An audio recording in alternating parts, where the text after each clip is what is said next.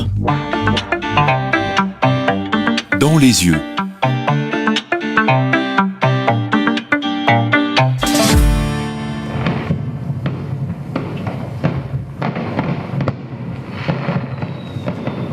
Alors là on l'entend bien, en fait c'est des feux d'artifice que j'ai enregistré le 1er août à Vevey. J'ai trouvé un endroit parfait qui surplombait un petit peu l'endroit où se faisaient les feux d'artifice. Et je l'ai enregistré pourquoi ? Parce que j'avais envie de l'avoir. J'avais envie d'avoir ça dans ma librairie sonore sans forcément savoir pourquoi j'allais l'utiliser. Et il se trouve que ça m'est arrivé il n'y a pas longtemps justement d'avoir une vidéo où il y avait des feux d'artifice, où il n'y avait pas de son dessus et qu'il fallait les rajouter. Et du coup j'ai pu prendre ceux-là sans problème. Lydia Gabor, cette voix, elle appartient à Julien Mathey. Il est sound designer. Ça sonne bien. Ça sonne très très bien. Et rencontrer Julien Mathey, designer sonore, c'est un peu comme rencontrer Merlin l'enchanteur du son. Pas de barbe blanche et à la place de la baguette magique, eh bien une perche, un pied métallique et au bout un micro, mais alors vraiment le micro, version XXL, avec une bonnette poilue.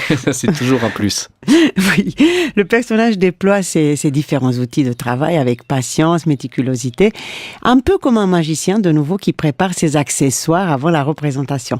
Car le jeune homme semble lire le paysage non pas avec les yeux, certes vigilants, mais avec les oreilles. Il pourrait presque travailler les yeux fermés pour mieux décoder le tableau sonore de la situation. Je lui ai donc proposé la gare, évidemment un grand classique comme lieu hautement sonore, mais il a décliné avec un sourire discret et il a dû se dire voici le degré 0 de la lecture du son. Soyez pas trop modeste, Lydia, vous n'êtes pas au niveau 0. Non, je m'intéresse beaucoup au contenu et aux voix. Mais évidemment, la gare, pour lui, c'était un trop grand cliché. D'accord. Il m'a suggéré de le suivre vers le bord du lac, à Vevey. Alors, je l'ai suivi, un peu incrédule. Et puis, vers le bord du lac, je me suis dit, oui, un jour de semaine, qu'est-ce qu'il y aura à enregistrer, à part peut-être l'eau ? Eh bien, justement, l'eau, 50 nuances de l'eau. Et c'est en suivant son travail, donc, que j'ai découvert que j'avais des oreilles, oui, certes, quand même pas degré 0, mais des oreilles et pas seulement des écouteurs. Et donc, c'est très beau. Un son seul qui flirte presque avec le silence. Et dans les yeux de Julien Mathey, on voit en détail avec les oreilles.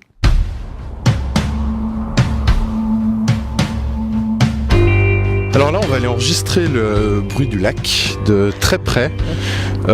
Donc on a la chance là-bas d'avoir des petits escaliers qui descendent jusqu'à l'eau et de pouvoir s'approcher vraiment au plus près de cet élément. Qu'est-ce qui vous plaît d'enregistrer l'eau ?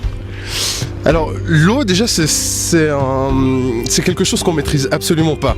C'est-à-dire que c'est la nature qui décide de mettre ses vagues à ce moment-là avec telle force et on est obligé de prendre ce qui vient. Mais justement ce que je trouve intéressant aussi c'est le côté aléatoire de la chose. C'est qu'on ne sait pas vraiment ce qu'on va avoir. Les vagues, vous pourrez venir enregistrer 3 fois ici, vous aurez toujours quelque chose de différent. Ça aura jamais le même rythme, il y aura jamais le même fond sonore. Est-ce qu'il y a un avion qui va passer au loin ? Est-ce qu'il y aura des oiseaux ? C'est ça que j'aime beaucoup en fait. Et puis là, c'est un lac, on va dire, après un orage cette nuit. Est-ce que c'est un lac différent ? Alors non, pas tellement, parce qu'il est relativement calme ce matin. C'est surtout en fait quand il y a vraiment des grands vents que là, sur le moment même en fait qu'on a beaucoup de grosses vagues. Maintenant c'est relativement calme, mais moi ça m'est utile parce que justement j'ai besoin d'avoir un petit peu toutes ces variantes pour tout type de projet. Alors je vous laisse travailler. Oui. Moi je vais juste avec mon petit micro prendre ce que je peux et après on comparera avec vous.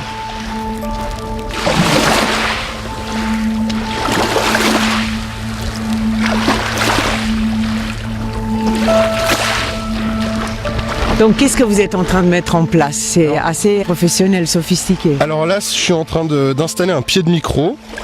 Et par-dessus, je vais mettre en fait ma perche sur laquelle, qui va me permettre d'approcher un petit peu plus près de l'eau pour pouvoir capter ça. Et c'est une perche poilue. Voilà, exactement.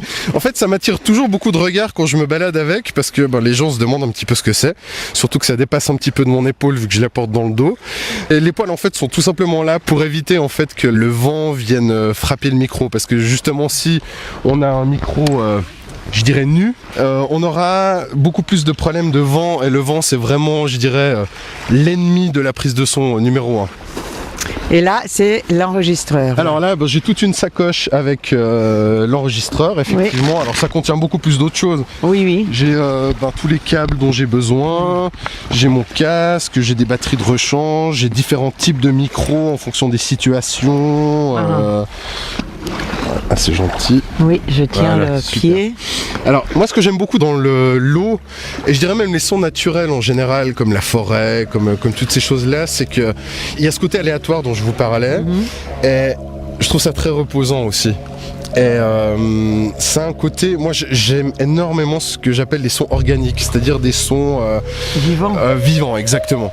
Et puis typiquement avec de l'eau, on peut faire énormément de choses. Par exemple, si on prend l'eau qu'on enregistre ici et qu'on change sa tonalité, on va pouvoir avoir quelque chose de totalement abstrait, totalement artificiel, mais avec un caractère quand même très vivant.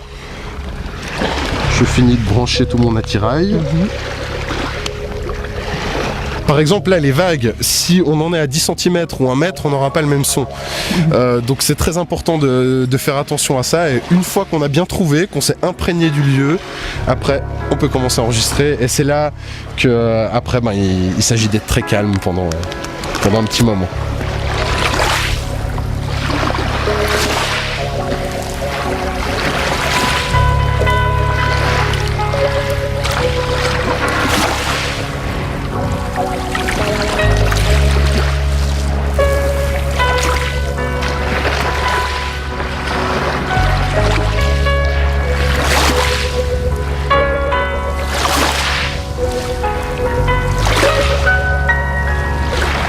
Là par exemple maintenant ce que je vais faire, c'est que là j'ai enregistré un petit peu en étant relativement loin de l'eau. Enfin on était à peu près je dirais 1 mètre 50 de l'eau. Maintenant je vais mettre ça beaucoup plus proche, histoire d'avoir vraiment encore plus le son des vagues de très très près, ce qui va me donner une perspective différente.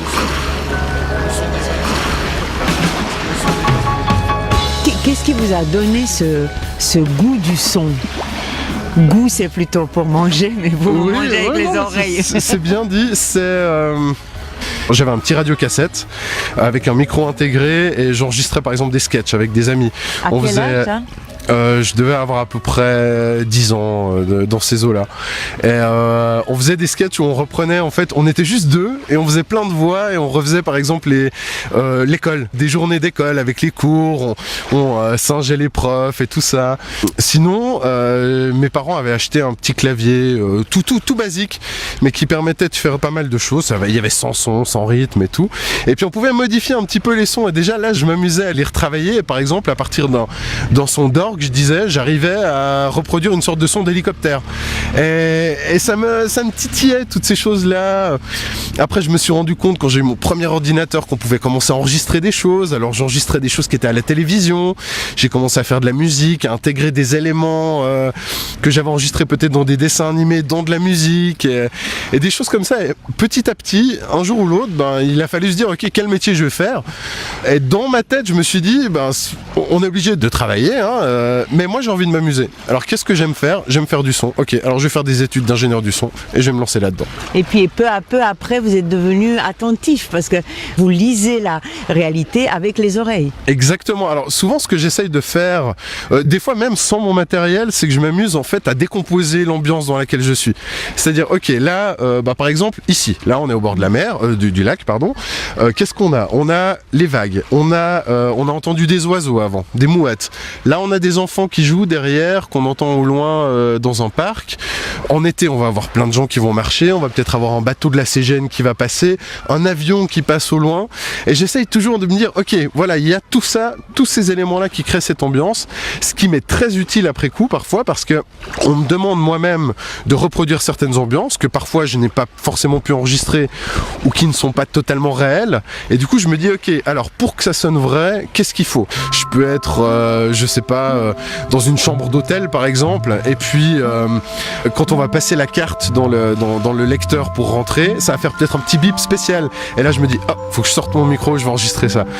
parfois j'enregistre sans but précis, c'est-à-dire que je ne sais pas forcément comment je vais utiliser ça derrière, mais c'est pas tellement important parce que la matière je l'ai, et après je vais peut-être tout d'un coup arriver dans la situation où un jour je vais en avoir besoin. Ça m'est arrivé pour un jeu vidéo où j'avais besoin d'un son de lecteur de cartes. Je l'avais enregistré quelques semaines auparavant par hasard dans une chambre d'hôtel, c'était parfait. Par contre, ça m'est arrivé une fois d'avoir mes voisins qui s'engueulaient très très fort. Et du coup, moi je me suis dit, autant utiliser ça. J'ai branché mon micro à l'intérieur de chez moi, je me suis tué et puis j'ai enregistré l'ambiance de mes voisins qui s'engueulaient derrière le mur. Et ça, c'est quelque chose que peut-être un jour j'aurais besoin pour une vidéo, pour un projet. C'est exactement ça, une scène par exemple qui se passerait dans un appartement, je sais pas, comme ça, je dirais à New York, on va dire, où on verrait le néon par la fenêtre qui clignoterait, et puis dans une rue peut-être un peu mal famée, avec une ambiance un peu glauque, là il pourrait y avoir des voisins qui s'engueulent dans la pièce d'à côté. Ça peut être tout à fait possible. Alors vous savez ce qu'on peut peut-être encore faire? Oui. J'ai pris un petit peu de pain sec avec moi. Oui. Alors on va s'amuser en fait juste à en mettre un tout petit peu par terre, oui. Et ça va attirer les mouettes qui sont juste là, et je pense qu'on va avoir un très beau son de mouettes. Et là justement elles sont en train de tourner autour, et je pense que en relativement peu de temps elles vont venir. Attention, c'est Hitchcock, les oiseaux. Ne vous inquiétez pas, on va pas être attaqué. Alors on va se taire.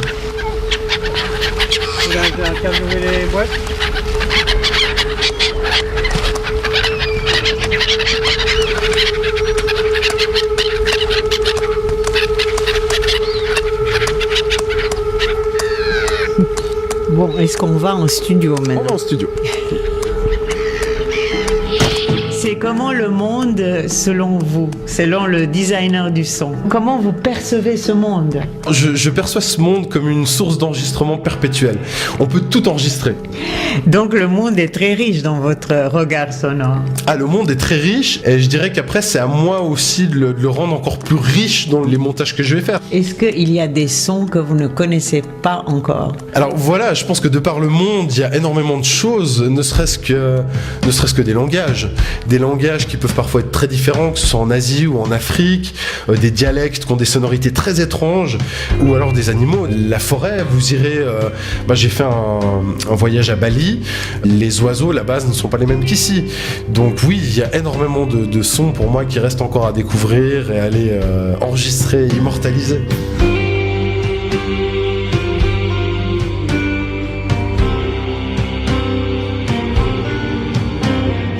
Une réalisation de John Hasson. On était dans les yeux de Julien Matet, sound designer. Lydia, c'est récent ce métier?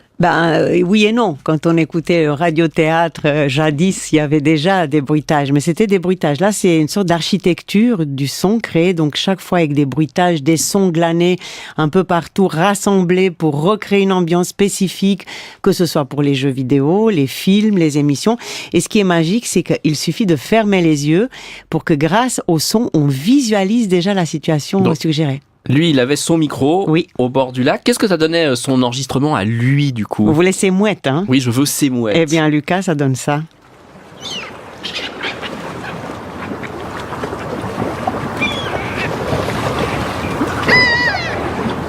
C'est quand même plus cristallin. C'est bien. Là, on a un casque, donc on entend bien. C'est vrai que c'est des belles mouettes. Donc plus besoin d'images, on se fait son film dans sa tête, car le cerveau est pas seulement l'organe le plus érotique, comme le dit Woody Allen, le cerveau c'est aussi le plus grand écran de cinéma, n'est-ce pas? Oui, c'est vrai. Merci Lydia, à la semaine prochaine. À la semaine prochaine.